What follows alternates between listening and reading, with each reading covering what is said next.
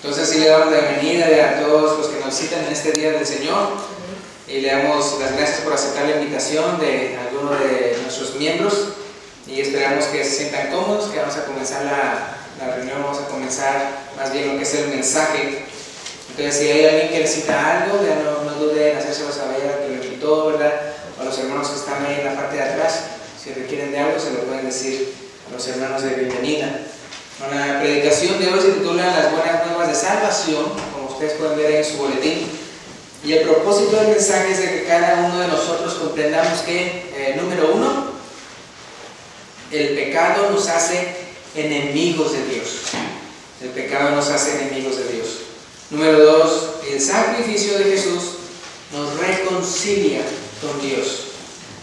Y número tres, estar en Jesús es estar reconciliados con Dios.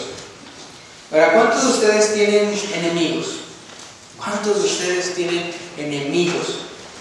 Según la Real Academia Española, un enemigo es, número uno, persona que tiene mala voluntad contra uno. Persona que tiene mala voluntad contra uno. Pregunta, ¿hay personas en su vida que tienen mala voluntad contra usted? Es un enemigo.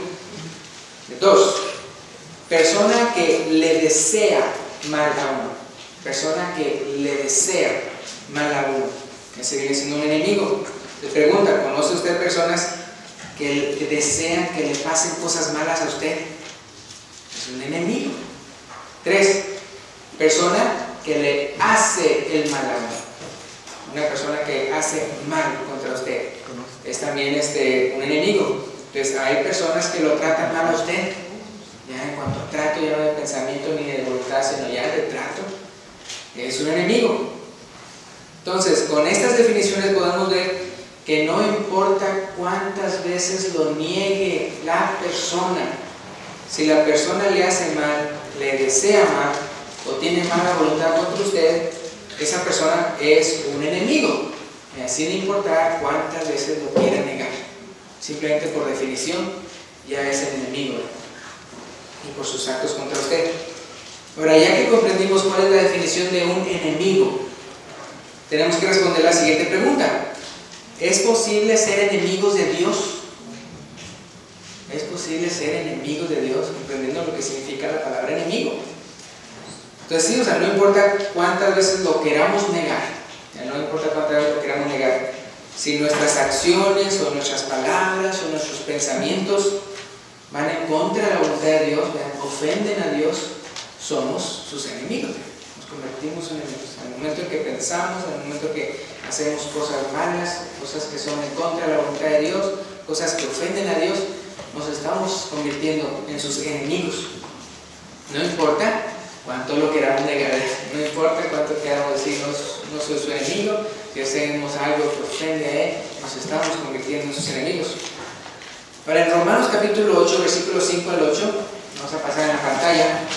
Romanos capítulo 8, versículos 5 al 8, dice, porque los que son de la carne piensan en las cosas de la carne.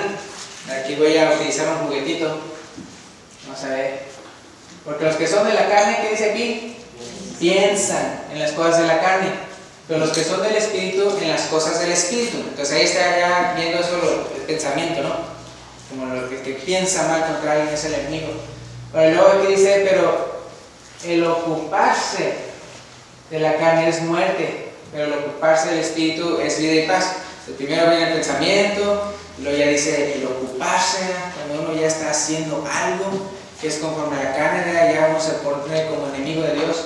Y luego dice, por cuanto los designios de la carne, cuando ya uno empieza a planear, cuando uno tiene ya mala voluntad, dice de la carne son, ¿qué dice ahí? Está la palabra, son enemistad contra Dios, porque no se sujetan a la ley de Dios, ni tampoco pueden. Entonces si se fijan cómo menciona pensamientos, menciona también lo que es el ocuparse, ya, ¿verdad? Y también menciona los designios. Entonces cuando eso es conforme a la carne, el fin es muerte y no se puede sujetar a la ley de Dios. Dice que tampoco puede. Y versículo 8, y los que viven según la carne no pueden agradar a Dios. Ahí en la mañana veíamos acerca de cómo primero cuando nacemos, cuando estamos tratando de satisfacer nuestras necesidades físicas o carnales, pero ya después uno tiene que nacer espiritual, para que entonces uno empiece a satisfacer las necesidades espirituales de yo como persona, pero ya en unión, ¿verdad?, con el Espíritu de Dios, ¿verdad?, con el Espíritu de Cristo, con el Espíritu del Padre. Ahora aquí yo quiero que decirles un ejemplo. Vamos a definir lo que es carnal y lo que es espiritual. Porque dice, ok, dice que pues, viviendo conforme a la carne, pensamientos de la carne. Bueno, ¿qué significa eso? Que no puedo ser no puedo comer carne. ¿O qué se refiere a carne? ¿Qué se refiere a ser carnal? Entonces aquí voy a tener un ejemplo. Hay un muchacho, de repente ve una hermosa chica. El carnal, él va a ver a la hermosa chica y se la va a querer llevar a la cama. ¿Me explico? Luego, pensamientos carnales, pensamiento, a ver cómo le hago para conquistar a esta chica y llevarme a la cama. En cambio, vean, el espiritual, a ver, la chica, vean, él por supuesto, como tiene ojos, dice, pues está bonita, ¿verdad? Pero no va a andar pensando carnalmente, sino dice, me pregunto si es algo o no, me pregunto si es cristiana o no. Pues hay que evangelizarla, ¿verdad? Si es que no, hay que invitarla a la iglesia. Y si es soltero, pues sí, tal vez diga, pues qué bueno que fuera cristiana, ¿verdad? Pues voy a cortejarla, ¿verdad? Voy a ver, ¿verdad? Si después me puedo casar con ella, ¿verdad? Pues le voy a pedir su mano a su papá, ¿sí me explico? O sea, todo bien, todo, nada que como el carnal, que sin pensar en los padres, sin pensar en la voluntad de la chica, sin pensar en si va a ser malo o no, él luego le quiere hacer mal a la chica. Entonces ese es carnal, designios, pensamientos, y se ocupa de hacer el mal. Igualmente otro ejemplo sería entre un carnal y un espiritual, es ustedes saben lo que es un iPod.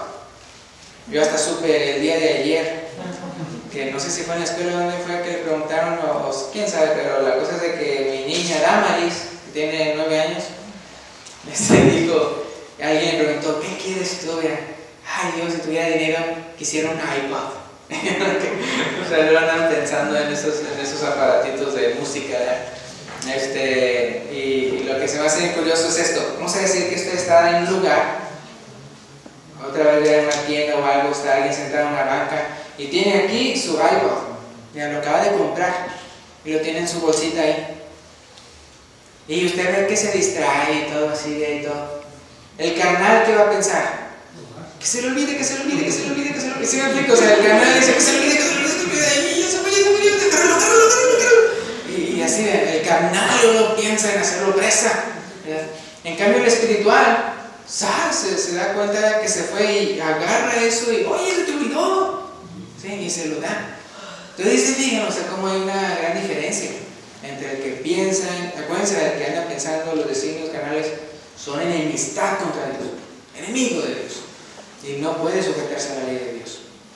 Por más que pueda, no puede. Es carnal. Es contrario al espíritu. Entonces, y nunca falta la persona que dice, pero ¿por qué me tiene Dios como su enemigo si yo no le estoy haciendo nada a Él? ¿Sí me explico? O sea, nunca falta la persona que dice, pero ¿por qué me tiene como enemigo si digo la falta, el error, el cometido fue contra esta o esta persona? No fue contra Dios. ¿Por qué me tiene Él como su enemigo? Bueno, les voy a poner un ejemplo. ¿Qué tal si alguien abusara de su hija? ¿Qué tal si de repente alguien da un chamaquillo? O vamos a decir un hombre viejo. De repente vean su chamaquita, está en una tienda o está haciendo todo bien, son puros chamaquitos, son puros niños chiquillos. Y de repente vean, o vamos a decir que ya es un teenager, y de repente alguien lo seduce y todo esto para aprovecharse de su hija. Y luego que usted lo sepa, ¿qué va a hacer usted? ¿Esa persona que hizo mal a su hija es su enemigo? ¿O va a decir, no, eso se lo hizo a mi hija? ¿Verdad? Es enemiga de mi hija, ¿verdad? Porque mi hija fue la víctima. No, pero usted lo va a tomar bien personal, ¿no?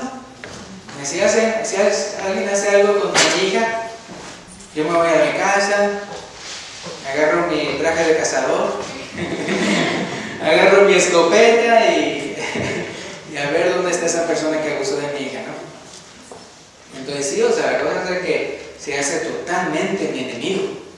Cualquier persona que haga algo en contra de mis hijos se hace completamente mi enemigo.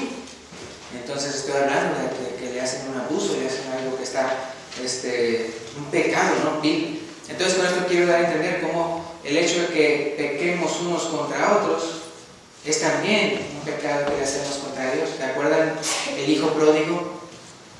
Iré a la casa de mi padre y le diré, Padre, ¿qué dice? He pecado contra el cielo y contra ti. Ya no soy digno de ser llamado hijo tuyo. Ya no soy digno de ser llamado hijo.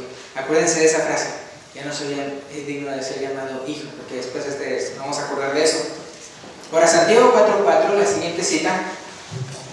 Santiago 4:4 dice: oh almas adúlteras, ¿no sabéis que la amistad del mundo se hace qué?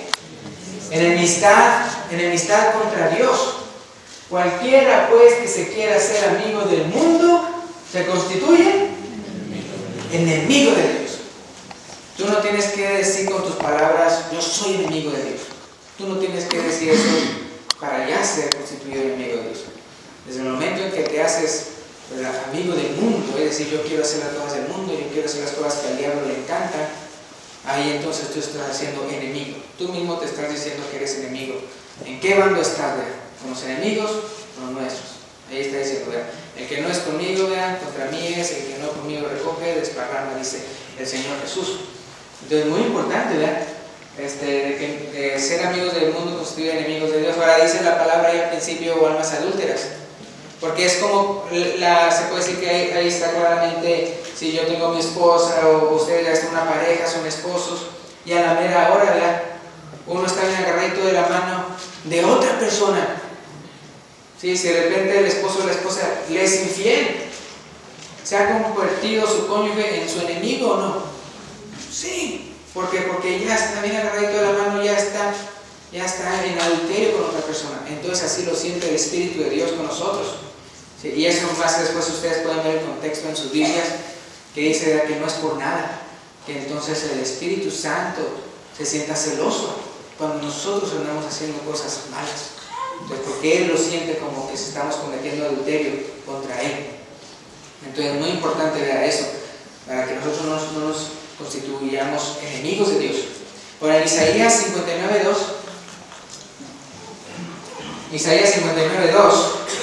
dice, pero vuestras iniquidades han hecho división entre vosotros y vuestro Dios, y vuestros pecados han hecho ocultar de vosotros su rostro para no oír.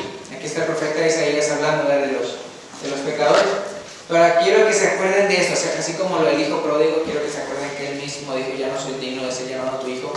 Quiero que se fijen aquí en esto. O sea, los pecados han hecho ocultar de vosotros su rostro para no oír. O sea, por nuestros pecados el pecado entre nosotros y Dios ha hecho la división, y a la mera hora entonces por eso nosotros no podemos congraciarnos con Él, por eso no podemos nosotros entonces estar en su presencia, no podemos heredar lo que es el reino de Dios, por ese pecado que está entre nosotros y Dios. Un pecado que ¿quién lo cometió? Nosotros, no Dios, sino nosotros. Entonces ha hecho división, y a la mera hora Él como que ha ocultado su rostro para no oír. Una vez el ex ciego, ¿se acuerdan que él dijo, cuando le dijeron, bueno, aquí te sanó, pues yo no sé quién era, ¿verdad? Pero pues nosotros sabemos que él es un pecador. Pues yo no sé si yo era pecador o no, ¿verdad? Pero yo solamente sé una cosa, ¿verdad? Que yo era ciego y ahora veo. Y luego él menciona, ¿verdad? Él es el que dice, los que hacen la voluntad de Dios, que Dios los oye. Pero si uno es pecador, Dios no los oye. Entonces es muy importante esto, porque entonces quiero que se acuerden de esa parte, ¿no? Pues los pecados han hecho ocultar de vosotros su rostro para no oír. Pero si el pecado nos hace enemigos de Dios, ¿basta con solo dejar de pecar para reconciliarnos con Él? Digo, ¿basta con eso? Pues no, ¿verdad? Vamos a decir, ¿verdad? Que yo le debo a alguien dinero, ya le debo $1000 y los gasto y no se los devuelvo.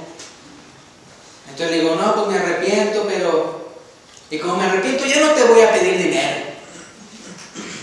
Más bien, me arrepiento y ¿qué tengo que hacer? Pues pagar, ¿verdad? Pagar. Pero ¿qué tal si lo que usted tiene que pagar, lo tiene que pagar con su vida? ¿Cuántas vidas tenemos nosotros? Acuérdense que no existe la reencarnación. ¿Cuántas vidas tenemos nosotros? Tampoco somos gatos como con 7 o 9 vidas. Ahora, hay unas personas que parece que tienen muchas vidas, ¿no? Porque tantas tragedias que le pasan. Pero nada más tenemos una sola vida. Nos morimos y ahí quedamos. Entonces es muy importante eso. Ahora, entonces es muy importante el hecho de dejar de pecar no nos reconcilia con Dios. Porque entonces, ¿qué del montón de pecados que hemos hecho? ¿Quién lo va a pagar? ¿Qué del todo el montón de pecados? ¿Quién va a pagar? Entonces, si tú quieres pagarlo, pues la única manera de hacerlo sería muriendo. Pero una vez muerto, ya físicamente, en tus pecados, ya no tienes esperanza de salvación. Nosotros no nada más queremos pagar el pecado, sino queremos, pues la verdad, no tener que pagar por los pecados, porque si no ya no tenemos salvación. Porque pago con mi vida, me muero, y ahí quedé yo. El infierno, la condenación, y ya no voy a poder hacer nada, ya no voy a poder estar en la presencia de Dios. Ya no tienes esperanza de salvación. Entonces en Romanos 6:23 se nos menciona el problema, pero también se nos menciona la solución. Dice ahí, porque la paga del pecado es muerte. Ahora es muy importante esto, porque hay unas personas que como que lo tienen mal, esa cita, y piensan que dice, porque la paga del pecado son buenas obras. Y entonces en el día hacen trampa y de repente le dan al pobre. Dice, ya con eso ya puedo dormir en paz. Como que si el hecho de haber hecho un acto bueno, ya con eso tapó, justificó lo malo que hizo. No, así no es como si fuera una balanza, no. Nuestra vida real, no, pues hoy hice 5 males, pero hice 6 bienes. Ya la balanza ya está así, ¿no? Ya está más pesado el bien. No, acuérdense que para que realmente la balanza del pecado se balance, necesitarías morir, porque la paga del pecado es muerte, no son buenas obras, es muerte. Eso es lo que mereces, eso es lo que necesitas pagar para realmente quitarte esas deudas, pero ya estás muerto y ya no tienes vida eterna. Entonces acuérdense, la paga del pecado no es buenas obras, es muerte. Pero dice ahí la respuesta, mas la dádiva de Dios es vida eterna en Cristo Jesús, el Señor nuestro. Para todo este versículo significa lo siguiente, este versículo que acabamos de leer, Romanos 6:23. Todos los humanos se merecen la condenación a causa de sus pecados. Esa es la primera parte. Todos los humanos se merecen la condenación a causa de sus pecados. Pero Dios te da la salvación si Jesús es tu fiador. Dios te da la salvación si Jesús es tu fiador. ¿Saben lo que es un fiador? Esa persona que escribió por ustedes que si usted no pagaba, esa persona se iba a endeudar. Entonces ese es el fiador. Entonces si Jesús es el fiador de nuestros pecados y nosotros no podemos pagarlo y ser salvos, sino alguien más tendría que pagarlo para nosotros ser salvos. Entonces Jesús es nuestro fiador. Entonces es por eso que Cristo vino a morir por nuestros pecados. Entonces ya tiene sentido lo de la cruz. ¿Por qué Cristo murió? ¿Por qué tuvo que acaso nada más no pudo borrar los pecados y ya? No, porque alguien tenía que morir. O éramos nosotros, o era alguien que jamás ha pecado que muriera por nosotros. Y solamente Jesús ha vivido sin pecado. Entonces la única manera que nosotros podemos ser salvos es si alguien paga por nuestros pecados, porque como ya leímos, la paga del pecado es muerte. Por Hebreos 7:22 dice algo muy bonito. Hebreos 7:22 dice, por tanto, Jesús es hecho fiador de un nuevo pacto. Ahorita nos encontramos en el segundo punto, ¿verdad? Que habla de que cómo es Jesucristo, ¿verdad? Que nos reconcilia con el Padre, con Dios. Solamente de esa manera podemos ser reconciliados. Entonces Jesús, ¿verdad?, es hecho fiador de un nuevo pacto. Ya no estamos en el antiguo pacto o el Antiguo Testamento ahí en sus Biblias, sino que ahora estamos en el Nuevo Testamento, en el nuevo pacto. Y Él es el fiador, Jesús. En 1 Pedro 3:18. 1 Pedro 3:18. Aquí se ve cómo Él paga por nosotros. ¿Para qué pasa si usted tiene una deuda? Usted le debe a alguien. Pero alguien dice, mira, ¿sabes qué? Yo te doy los $1,000 y págalos tú. Yo te doy los $1,000 y yo se los doy a él para que tú ya estés libre de esa deuda. A la mera hora, ¿quién pagó por esa deuda? Esa otra persona, ¿no? Y yo quedé libre, ¿no?, de esa deuda. Entonces yo ya estoy en miras con el que le debía, como que ya pagué, como que ya estoy justificado. Entonces fíjense lo que dice aquí. Pues porque también Cristo padeció una sola vez por los pecados, y lo que dice aquí, dice, el justo por los injustos. Jesús por todos nosotros. El justo por los injustos, ¿para qué? Para llevarnos a Dios. Ese es el objetivo. Para llevarnos a Dios. Siendo la verdad muerto en la carne, pero vivificado en espíritu. Entonces, Él paga por nosotros en la cruz. El justo por los injustos, para llevarnos a Dios. Ese es el fin de la cruz, para que entonces nosotros sí podamos ser reconciliados con Dios. Ahora más adelante, en 2 Corintios 5:21, aquí lo expresa más qué sucede en eso de la cruz. Dice aquí, al que no conoció pecado, ¿quién es? Es Jesús, Cristo. Él nunca pecó. O sea, por nosotros, ¿qué dice? Lo hizo pecado. Por nosotros lo hizo pecado. ¿Por qué por nosotros? ¿De quién era el pecado? De nosotros. Entonces por nosotros lo hizo pecado. ¿A quién? A Jesús. Dice, para que nosotros fuésemos hecho, ¿qué cosa? Justicia de Dios en Él. A la mera hora Él está en la cruz, ¿verdad?, pagando por nuestros pecados. Él no tenía ningún pecado. Él, si no hubiera llevado nuestros pecados, Él no hubiera muerto. No hubiera podido morir, porque al final de cuentas Él nunca pecó. Le paga el pecado muerto. Pero entonces Él cargó con todos nuestros pecados. Y a la mera hora, nosotros, ¿qué venimos a hacer? Según ese versículo, justos. Fíjense, el pecado a nosotros se nos quita y se pone a Jesús. Jesús se convierte en pecado. Fíjense. Y por eso entonces Dios lo condena a Él en la cruz. Toda esa condena realmente nosotros la debemos de haber recibido. Pero Él la recibió, porque entonces Él agarró todo el pecado del mundo. Entonces Jesús tenía todo el pecado, entonces Dios condenó el pecado. ¿Y dónde estaba el pecado? En Jesús. Él recibió la condenación. ¿Y nosotros? La justicia de Dios, porque Él nunca pecó, la justicia de Jesús, Él pasó a nosotros. Entonces por eso se dice que nosotros estamos justificados. A la mera hora, Él tiene todo el pecado y Él es el condenado, el pecado de nosotros. Y la justicia que Él tenía, eso, porque Él vivió siempre justamente, una justicia tremenda, una misericordia tremenda, esa pasa a nosotros. Ahora, nosotros somos considerados justos delante de Dios por el sacrificio de Él. Entonces acuérdense de todo eso, porque fíjense lo que dice lo siguiente, Mateo 27:46. Mateo 27:46, ya por eso pueden ver que este versículo tiene sentido. Dice, cerca de la hora novena, Jesús clamó a gran voz diciendo, Elí, Elí, lama sabactani. Esto es, Dios mío, ¿por qué me has desamparado? Ahora, si ustedes se acuerdan en todos los evangelios de, ahí de Jesús, de Mateo, Marcos, Lucas y Juan, cómo Él siempre llamaba a Dios.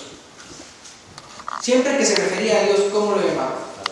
Padre, Padre nuestro, Padre mío, yo sé que tú me escuchas. Y el Padre siempre me escucha, ¿verdad?, porque yo hago lo que Él le agrada. El Padre trabaja aún y yo trabajo, porque yo hago lo que mi Padre me dice. Y siempre Padre, Padre, Padre, Padre, Padre, Padre. Y en esta ocasión, cuando Él está en la cruz, no le dice Padre mío, ¿por qué me has desamparado? ¿Cómo le dice? Le dice Dios mío, no le dice Padre mío, le dice Dios. Siempre le llamaba Padre, Padre, Padre. Y ahora no le dice Padre, le dice Dios. ¿Te acuerdan el versículo de Isaías que dice que nuestros pecados hicieron división entre Dios y nosotros?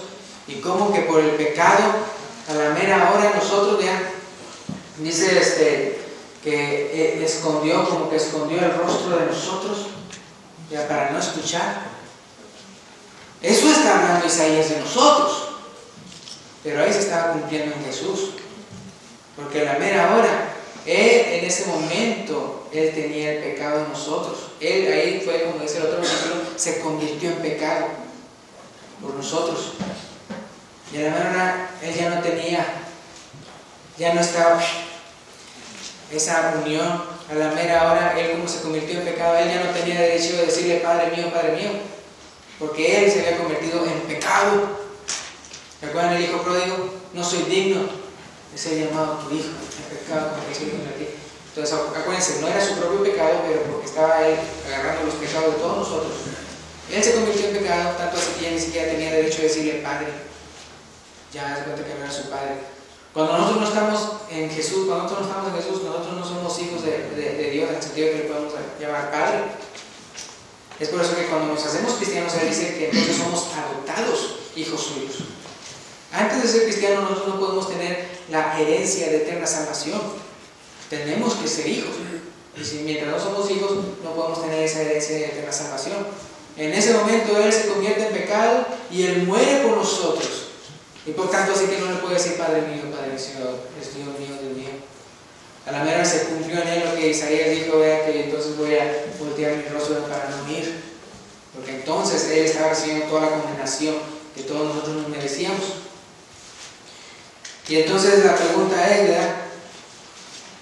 Entonces, ¿cómo puedo estar yo reconciliado con Dios? Entonces, el punto número 3. Estar en Jesús es estar reconciliados con Dios. Porque Él fue el que nos compró la reconciliación, Jesús. Entonces, ¿qué necesito para estar en Jesús? Para las primeras personas que fueron evangelizadas, también hicieron esa pregunta de cómo podemos ser salvos. Y en Hechos 2, 36 al 38, dice: sepa pues ciertísimamente toda la casa de Israel, que a este Jesús a quien vosotros crucificasteis, Dios le ha hecho Señor y Cristo. Al oír eso se compungieron de corazón, que significa que el remordimiento, el arrepentimiento. Dijeron a Pedro y a los otros apóstoles: varones hermanos, ¿qué haremos? Pedro les dijo: arrepentíos y bautícese cada uno de vosotros en el nombre de Jesucristo para perdón de los pecados y recibiréis, ¿qué dice ahí? El don del Espíritu Santo. Entonces cuando uno nace de nuevo, entonces el bautismo. Pero que realmente uno esté arrepentido. Ahora en Romanos capítulo 6, versículos 3 y 4, 6 y 22, fíjense lo que dice. Dice: ¿o no sabéis que todos los que hemos sido bautizados en Cristo Jesús, hemos sido bautizados en qué? Es en su muerte. Ahora, hay unas personas que dicen, le llaman bautismo a echarle el chorrito en la cabeza y todo eso. Eso no es bautismo. Jamás en la Biblia se le llama eso bautismo. Siempre la palabra bautismo viene de la palabra griega que significa baptizo, o viene, la palabra griega es baptizo, que significa sumergirse, ¿verdad? Significa hundirse, significa inmersión, todo eso significa hundirse en agua, inmersión en agua. Eso es lo que significa la palabra bautismo. Y es por eso, porque a la verdad nosotros estamos ya haciendo el reflejo, la ilustración de lo que es estar, dice, hemos sido bautizados en su muerte. Fíjense lo que dice el versículo 4: porque somos sepultados juntamente con Él para muerte por el bautismo. Dice, por eso se supone que debe ilustrar un sepulcro, que la persona está muriendo, nada más que no en tierra sino en agua. Dice: a fin de que como Cristo resucitó de los muertos para la gloria del Padre, así también nosotros andemos en vida nueva, que es el nuevo bautismo, es el nuevo nacimiento. Uno ya debe de entonces ya concentrarse no en la carne, porque la carne produce muerte y no puede agradar a Dios, sino que entonces uno tiene que ser espiritual. Eso es lo que uno tiene que hacer cuando se bautiza, una vida nueva. Versículo 6: sabiendo esto, que nuestro viejo hombre se le llama a lo carnal, a uno ser carnal. Viejo hombre fue crucificado juntamente con Él, para que el cuerpo del pecado sea destruido, a fin de que ya no sirvamos más al pecado. Entonces eso es lo que hacemos cuando nos bautizamos. Estamos diciendo: Señor, yo ya no quiero ser carnal. Señor, yo quiero... ¿Y qué pasa con ese hombre carnal? Se es crucificado juntamente con él. En ese momento lo que él hizo, esa obra de redentor en la cruz, puede pasar a ser mío. Yo crucificando a mi viejo hombre. ¿Cómo? ¿Me voy a crucificar? Así como lo hacen unos. Voy a poner un madero y voy a ponerme clavos ahí, como muchos lo hacen en Semana Santa. No, es en el bautismo. Cuando uno se bautiza, es de que entonces el viejo hombre, el carnal, es crucificado juntamente con Jesús. ¿Para qué? Para la muerte del pecado, para que sea destruido, para que ya no andemos conforme al pecado, sino conforme a la vida. Y fíjense qué pasa. No nada más ya somos libres del pecado, sino lo que dice aquí el versículo 22. Mas ahora que habéis sido libertados del pecado, ya no tengo la deuda del pecado. ¿Y hechos qué dice? Siervos de Dios. Desde el momento en que uno ya se bautiza, es un siervo de Dios. Desde ese momento. Hay unos que dicen: no, pues el predicador es un siervo de Dios. No. O sea, todos los que nos bautizamos, nos bautizamos así como la palabra de Dios dice, somos siervos de Dios. ¿Por qué? Porque ya no somos esclavos del pecado. Tenemos que ser siervos de Dios. Dice: tenéis por vuestro fruto. O sea, entonces, ¿qué vamos a hacer como cristianos? La santificación. Así como decíamos abajo, ahora sí, a ponerme a orar, a ponerme en unión con Dios. Ahora sí, escucharme de lo que Él me quiere decir, leyendo su palabra. Y ahora sí voy a hacer lo que Dios le agrada. Dice, entonces, el fruto es santificación. Y como fin, la vida eterna. Entonces, lo que ya soy santificado, no. Y acuérdense, o sea, otra vez, yo a la mera hora, Él me pone el Espíritu Santo, Él a la mera hora, Él muere por mis pecados y todo eso. ¿Por qué? ¿Porque yo era muy merecedor de eso? No, al contrario, para que si merecíamos más bien su misericordia. Y eso fue lo que hizo.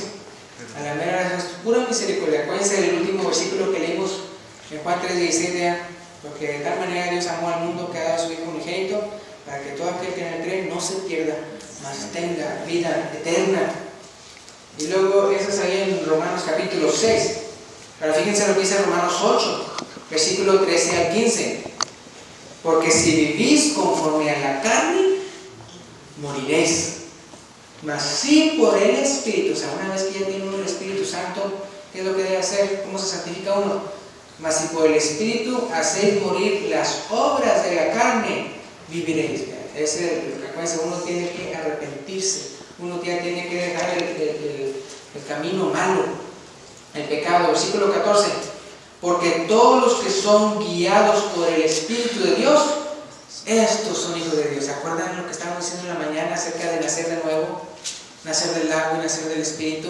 Y que como el que nació del Espíritu es como el viento que sopla, que uno no lo ve, pero uno sí ve que la persona está siendo conducida por el Espíritu Santo. Y aquí dice, los que son guiados por el Espíritu de Dios, estos son hijos de Dios. Versículo 15. Este está bonito. Acuérdense que Jesús en la cruz, cuando Él se convirtió en pecados con nosotros, Él ya ni siquiera le podía decir Padre mío. Ni siquiera le podía decir eso. Y nosotros que estábamos muertos en los pecados, no podíamos decirle a Él Padre mío. ¿Por qué? Porque estábamos alejados de Dios por nuestros pecados. A la mera hora, ¿qué pasa? Versículo 15. Porque no habéis recibido el espíritu de esclavitud para estar otra vez en temor, sino que habéis recibido el espíritu de adopción, por el cual clamamos Abba Padre. En ese momento que Él se llegó a ser pecado por nosotros, Él ya no le podía clamar así. Para que nosotros sí pudiéramos clamar Abba Padre. ¿Por qué? Porque entonces la justicia la justicia de Jesús pasó a nosotros. Fíjense en Gálatas capítulo 4, versículo 6. Gálatas 4, 6 dice: y por cuanto sois hijos, Dios envió a vuestros corazones, que dice, el Espíritu de su Hijo. En ese momento en que Él se convirtió en pecado, ya no era hijo. Y nosotros, los que recibimos la misericordia de Dios, Él nos da entonces dentro de nosotros el Espíritu, dice, de su Hijo. el Espíritu de su Hijo, el cual clama, Abba, Padre. Y con esto voy a terminar. Gálatas capítulo 3, versículos 26 y 27. Antes estamos en pecado, antes no merecíamos nada, y Dios por puro amor, ¿verdad? Él mandó a su Hijo unigénito para que muriera por nuestro pecado. Él se convirtiera en pecado y a la mera nosotros fuéramos hechos justos, no por nuestra propia justicia, sino por la justicia de Él. Y entonces nosotros ya podemos tener chance a la vida eterna, lo que por nuestros propios caminos no podríamos jamás hacer. Entonces Gálatas 3, 26 y 27 dice: pues todos sois hijos de Dios por la fe en Cristo Jesús, porque todos los que habéis sido ¿qué? Bautizados en Cristo, de Cristo estáis revestidos. Entonces cuando Dios lo vea a usted, ve a su Hijo Jesucristo. Entonces bien bonito, pero que uno siga adelante, que uno siga firme. Acuérdense que cuando uno ya se entrega a los pies de Jesús, cuando uno se bautiza, entonces uno se convierte en siervo de Dios. Adelante, acuérdense, como es un nuevo nacimiento, así como cuando usted nació físicamente, primero estaba en pañales, primero requería de mucha atención y todo eso, y crecer hasta que ya podía caminar, ya podía hablar, ya podía escribir, todo eso. Igualmente en el mundo espiritual. Usted cuando apenas nace de nuevo, cuando usted apenas está iniciando su camino cristiano, usted pues va tambaleando, va a poder caminar, va a caerse y todo eso, pero poquito a poquito va a ir aprendiendo a caminar, va a ir aprendiendo a hablar, va a ir aprendiendo, y entonces ya no va a estar pensando como una mente carnal, ya no va a estar haciendo cosas o diciendo cosas carnales, ya no va a estar actuando conforme a lo carnal, porque todo eso lleva a muerte, sino que todos vamos a hacer todo conforme a lo que el Espíritu Santo nos diga que hagamos, todo conforme a lo que es la voluntad de Dios, de Cristo estamos revestidos. Entonces queremos hacerle una invitación, ¿verdad? Si una persona aquí, ¿verdad?, nunca ha sido bautizada, como Dios dice, nunca ha sido puesta debajo de las aguas para ilustrar lo que es morir con Cristo, juntamente con Cristo. A la verdad, y usted lo quiere hacer el día de hoy, puede hacerlo mientras tenemos lo que es el himno de invitación, puede pasar al frente. Si usted quiere convertirse, si usted quiere ya entregar su vida a Cristo, si usted ya no quiere ser carnal, sino que usted ya quiere ser guiado por el Espíritu de Dios, puede pasar al frente mientras se canta el himno de invitación. O si hay una persona aquí que sí se había reconciliado con Dios, pero de repente se alejó de Dios y quiere reconciliarse, quiere otra vez pasar al frente y decir: yo quiero pedir perdón porque me alejé y quiero reconciliarme con Dios, puede hacerlo ya mientras cantamos el himno de invitación. Gracias.